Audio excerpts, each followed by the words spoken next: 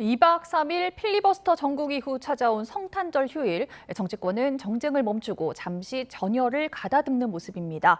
하지만 법 왜곡죄 신설이나 대법관 증언 등 여야가 평행선을 달리는 쟁점 법안 처리와 각종 특검법을 사이에 둔 이견까지 연초에도 대치 전국은 반복될 것으로 보입니다. 국회 취재기자 연결합니다. 임성재 기자, 성탄절 정치권 분위기 전해주시죠. 내란 전담 재판부 설치법과 정보통신망법 개정안이 어제 본회의에서 민주당 주도로 처리되면서 2박 3일 필리버스터 전국은 일단락됐습니다. 하지만 여야 대립은 적어도 내년 초까지 이어질 거란 전망이 우세합니다. 민주당이 물리적 시간 제약을 이유로 연내 처리가 어렵다고 판단한 각종 개혁안도 조속히 마무리 짓겠다고 공언했기 때문인데요. 판사나 검사가 법을 왜곡해 적용할 경우 10년 이하 징역에 처하도록 한 형법 개정안, 이른바 법 왜곡죄 신설이 대표적입니다. 또 대법관 증언과 법원행정처 폐지를 골자로 한 법원조직법, 형사소송법 개정안도 최대 충돌 지점 중 하나가 될 것으로 보입니다. 특히 민주당은 신속한 법안 처리를 위해 무제한 토론 시 의원 60명 이상의 본회의장 출석을 의무화한 국회법 개정안 일명 필리버스터 제대로법의 연초 처리까지 검토하고 있습니다.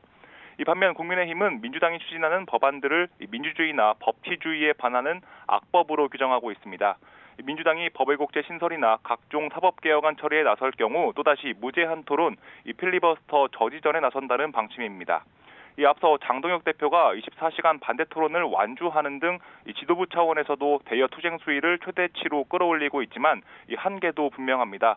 법안 처리를 막기엔 턱없이 부족한 의석수가 발목을 잡는 건데요.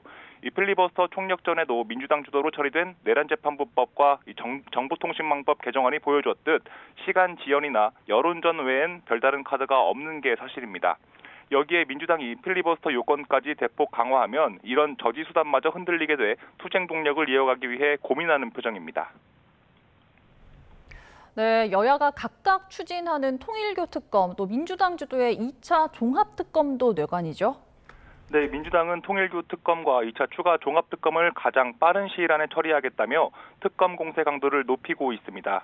특히 일고의 가치도 없다던 통일교 특검을 전격 수용하면서 국민의힘을 정조준하는 압박 수단으로 삼는 모습입니다.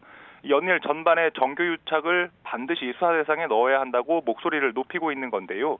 특별검사 추천권에 있어서도 조희대 사법부가 아닌 헌법재판소 등 제3자 추천 방식까지 고려하면서 야당과의 줄다리기를 이어가고 있습니다.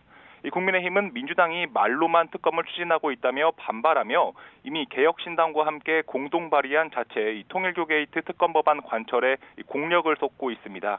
이 특검 법안은 법원행정처가 특검 후보 2명을 추천하고 대통령이 이 중 1명을 임명하는 걸 골자로 하는데요.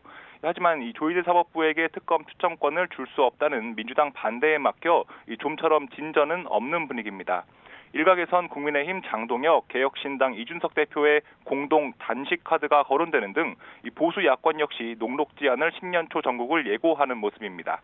지금까지 국회에서 YTN 임성재입니다.